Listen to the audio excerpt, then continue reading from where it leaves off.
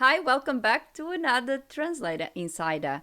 We continue this month of May talking about websites and the importance of websites. In fact, last week we explore why it is so important for translators to have a website.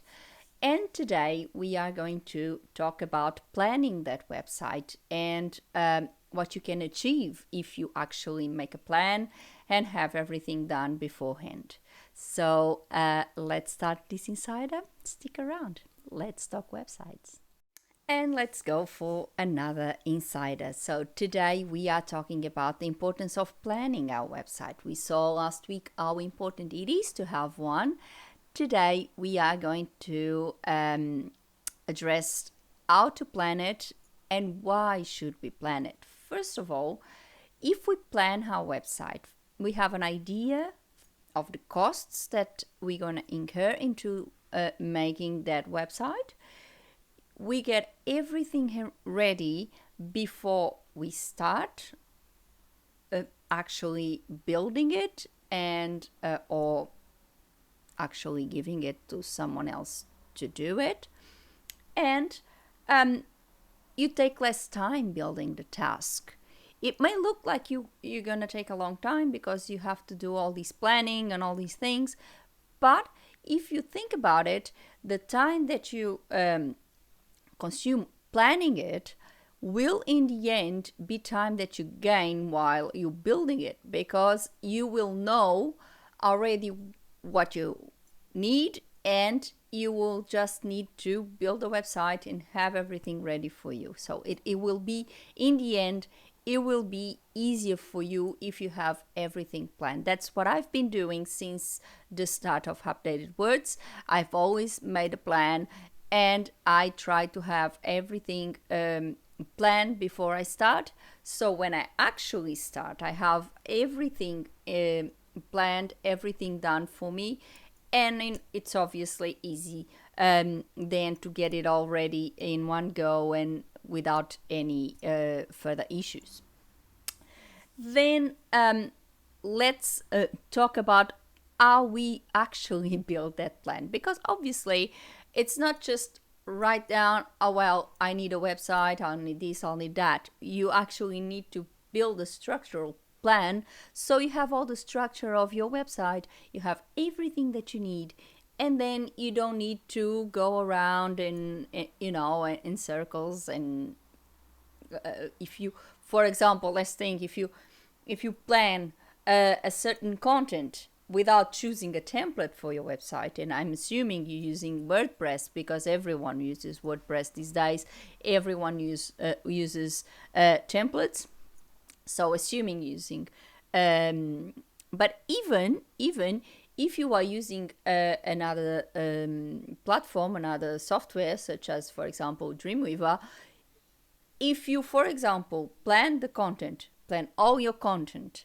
that you're going to put on your website without having the structure, without having the design of the website and knowing what you need in terms of text, then it will be time wasted, because then when you start manipulating your template, for example in WordPress, or you start programming your website, you will come across with a text that would be redundant because it does not fit anywhere, or you may come across with areas that you need to put text that you haven't created, and that creates a void, that creates extra work that you don't need.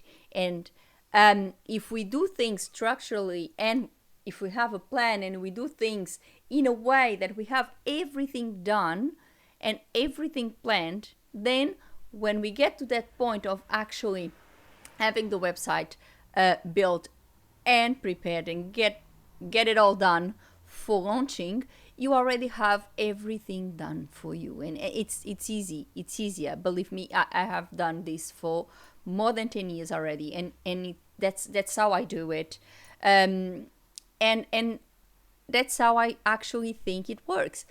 For example, Updated Words is due for a new version of its website, and I'm currently planning all the content and having everything ready because I believe that's how it should be done. So, as I said, you have an idea of everything that you need for your website. You have to choose, for example, you have to choose a domain, you have to choose the services that you will provide in the website, and the services that you have to choose. For example, in terms of domain, you need to choose a domain name for your business. And assuming that you are starting your business now, if you already have a business and your business already have a name, then it's easier. You already have your domain name, but beware, you should always research and make sure that no one else has registered that name, because you may have issues with that. Sometimes there might be other companies that may already be using that name, and if you don't register your name, you may be in trouble. So be aware of that. And obviously, once you have your domain name chosen, everything, then you need to ascertain what type of services you're going to need. So obviously going to need your domain service. You need to register a domain. That's compulsory. You can't have a website without a domain name. You have to look for hosting services, and I have already made a few videos about hosting services and how to choose a good hosting service. Be aware of the traps. Sometimes the cheaper ones, or the ones that may look like they're offering you an exquisite deal, may not be as exquisite. And I had a very, very bad experience with one hosting. So please watch my video. I may put the link down below so you can watch my video on that. Then you may, one of the things that I recommend to do before you create your content is, and again, I'm assuming you're using WordPress, is to look at all the templates. First, make sure you know everything that you need for your website. Obviously, for example, you need translation, because you need it. If you work in the translation industry, you need your website to be multilingual. You need the website to offer all languages that you provide. So if you have a website, you have the main page, obviously, I would say in English, if you work with English, and then have in the other languages that you provide. In my case, I have my website in English and Portuguese. So be aware of that. So you be aware of all the things that you need on your website. If you're going to sell anything through your website, you need WooCommerce.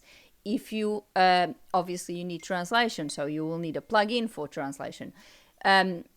Make sure you know everything beforehand, and then when you choose your template, make sure that you know everything that the template offers.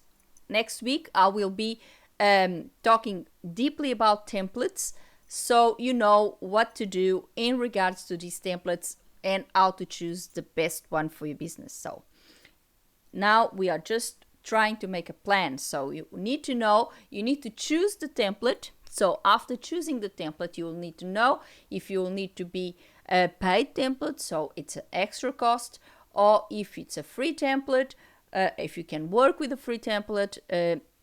I found that it's becoming more and more difficult to work with a free template if you are a business, because you always need a little bit more than just a blog. So, and then once you have this, then plan your content according to the areas that you have in your template, to the text that the template requires you to do, and then of course you have to have it in all the languages you provide, as I said.